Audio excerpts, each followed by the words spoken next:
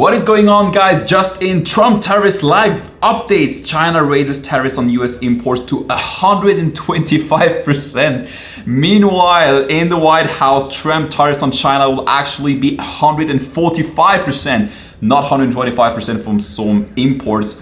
White House clarifies. So what the hell is going on and what's the future for e-commerce? As you know, many dropshippers, I would say at least 9%, are sourcing from China to bring everything to the US, selling right there. But now that we have these crazy tariffs and really inviting us to produce locally, how do we need to adjust our pricing, and is dropshipping even dead at this point? This is what we're going to see in this video. It's split in different chapters in order to show you that yes, it can be constraining, but on the other hand, it might be a golden opportunity if you're starting e-commerce today to make things right and to beat out the competition. Lately, we saw on social media people starting to panic, showing, for example, Apple shipping all the iPhones back to the US before the tariffs implementation. We have, for example, here this little scheme telling us the bill for an iPhone 16 Pro.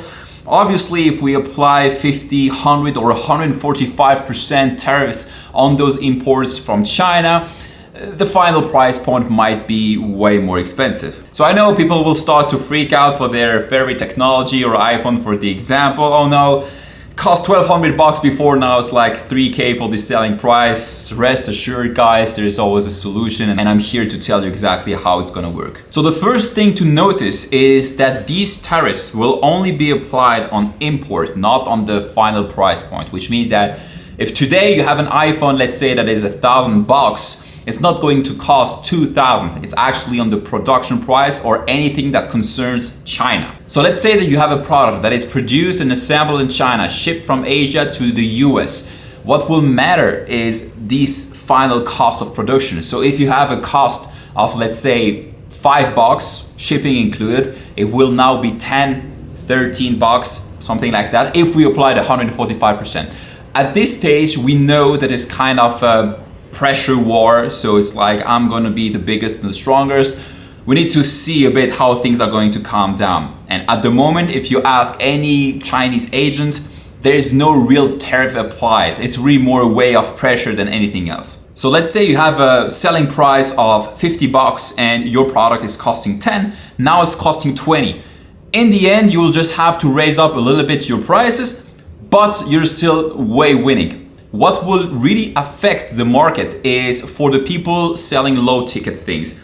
If today you're sourcing for $5 or $10 your product and you're selling it for 15 or 20, you're not gonna make any money anymore. And this way of doing dropshipping was already dead a couple of years ago, but now it's really extinguished. Like, don't do this thing anymore. It's really pointless. And this is why I want to mark my words that yes, the real dropshipping model should be dead. The real way of making money now online with e-commerce is having your own brand, is having your own production, and the real control on the supply chain. So whether you decide to source and produce your product in China or in the US, in the end, what will matter the most is how people are going to perceive your product. Whether it's $5, $10 or $20 more, it won't affect a lot of things. And in fact, it might be the golden opportunity to make even more money right now. So the speech of Donald Trump is really produce locally, ship locally, make everything done in the US.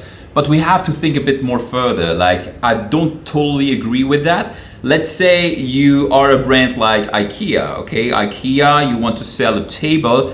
Well, where does the wood come from? You know, the wood will still be from some Scandinavian country. They will still have all the control over that. And it's the same thing with China. If today I'm selling, let's say, this note block, okay, cool, I can produce it in the US, but where does the paper come from? Where does this little plastic come from? Okay, it's the same thing. In the end, most of the assets we need will still come from abroad, and the import, whether it's for our products or what we need to make this product, will still come from some other country. So the opportunity with higher tariffs will really be improving the customer experience, improving the branding, and the value perceived by the people just seeing your product online. We really need to say goodbye to all those people just stealing some assets here and there and trying to make some crappy website, selling some Chinese stuff they've never seen before. And it's a good thing because we don't want this anymore. Even yourself, if you're ordering online, I'm 100% sure that you don't want just to be scammed by a dropshipping scheme, a guy that is just ordering on AliExpress and then shipping this item to you. This is not how e-commerce should work at all. The way of giving a real customer experience is first having a designed, branded website that has your logo, your branding everywhere, some packaging, some thank you cards in it, and really making the whole customer experience about who you are, who is your brand, what you can give in terms of value. If you own a verified product, so you received it at your office, you controlled it, you know how it's good, you will have no issue at all promoting it at a higher price point than just shipping some random thing from China. I mean, have you seen around some strong brands having an asking price that is like way above what you would expect? Back in the days, the gurus were recommending you maybe to do 3x, 4x on your product, you know, if you order it on AliExpress or stuff like that. Today, not only with tariffs, but like as a general rule of thumb, you should at least do 5, 6, 7x on this product price point. Because if you're running paid ads, in the end, what matters is to make a maximum of profit, not only for the one time, but on the LTV, the lifetime value of your brand. And bonus fact is people that see a higher price point think also it's higher quality. If your product today offers this quality, you should have no issues raising up the prices. So I believe 100% that tariffs or not, we are going to see higher price point on the market. And this is actually a good thing. We need better quality. You need better satisfaction for your brand and your customer experience. And if we can produce locally, I mean, why not? But in the end, we will still have some relationship with other countries because from what the material is coming from. And, you know, at some point, these countries will still have the monopole of keeping this or that production of products. So the trade war shouldn't scare you. It should actually motivate you to do things better. I review on School every single day, new shops, and I can't tell you how many shops look like a disaster. You cannot expect to sell at higher price points with this design quality, with no branded products. And I know that if you're just starting out, you probably don't have the money or the resources to buy, I don't know, 500 minimum of quantity. Yes, but the feeling and the look and the user experience that you need to give to the prospects when they land on your page the first time, especially cold traffic coming from paid ads, for example, they need to feel safe. They need to trust you. They need to think this website is professional. It's not some dropshipping scam, because now dropshipping is really a bad word. We want things to look straight, professional, and appealing for our customers so that we have a good return on ad spend and a good customer satisfaction. If you're still affected by this China rules on tariffs, you still have some other strategies you can try right now. First is the sourcing of other countries. There's not only China in the world. You know, you have great factories also in Vietnam.